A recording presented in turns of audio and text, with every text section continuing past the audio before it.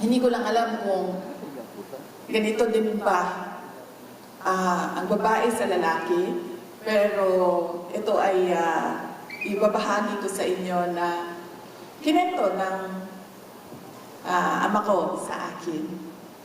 Sabi ko sa kanya, alam mo, nabibilib ako sa iyo dahil nakakulong ka na, pinag-aagawan ka pa rin ng mga girlfriend mo na nasa labas. Nag-aaway-away pa rin silang lahat.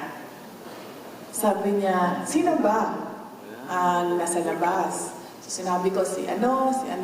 Tatlo ang nabilang ko. Sabi niya, sumali ba yung nanay mo? Sabi ko, ay hindi na siya sumali kasi tapos na daw siya sa kanya, sa lahat ng iyak niya at sama ng loob niya sa iyo. Ayaw na daw niya ng ganyan.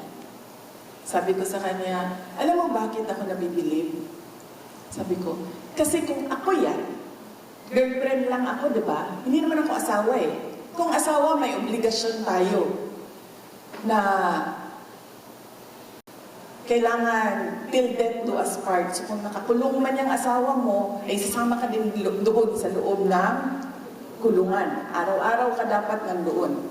Sasamahan mo siya. Pero ito, mga girlfriend lang eh. At marami pa sila ha. Hindi mo masabing ako yung number 1 girlfriend, ako yung number 2 girlfriend, ako yung number 3, hindi ganon. Kasi pare-pareho sila.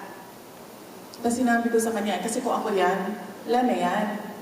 Sabi ko, nakakulong na eh. Sabi ko, siguro ako, kung nag-iisip ako na mag-aasawa ako, bahala ka na dyan sa buhay mo. Maghanap ako ng bagong pag-ibig. Tapos sabi niya sa akin, sabi ko, bakit ganyan? Bakit kahit nandito ka na sa loob? Ito pa, ang tanda mo na. 80 years old ka na. Hindi ka naman yung 26, 27 years old na ano pa yung tindig mo, matikas pa. Sabi niya sa akin, ganito yung turo niya.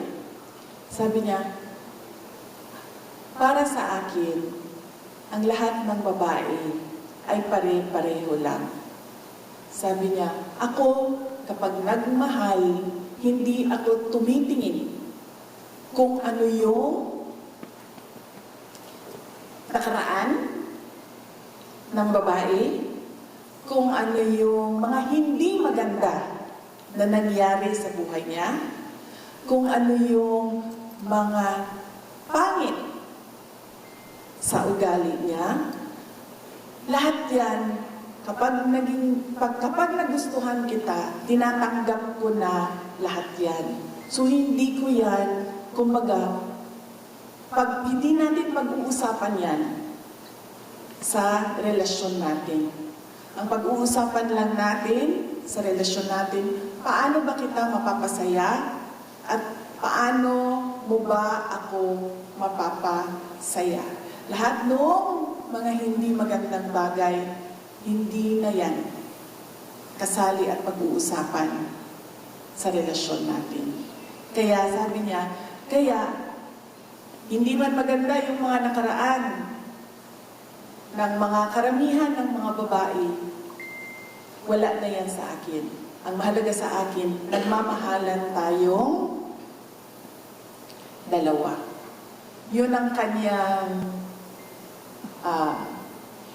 ibinahagi sa akin, shinare sa akin, nung ako ay nagtanong kung bakit sobrang mahal ka ng iyong mga girlfriend.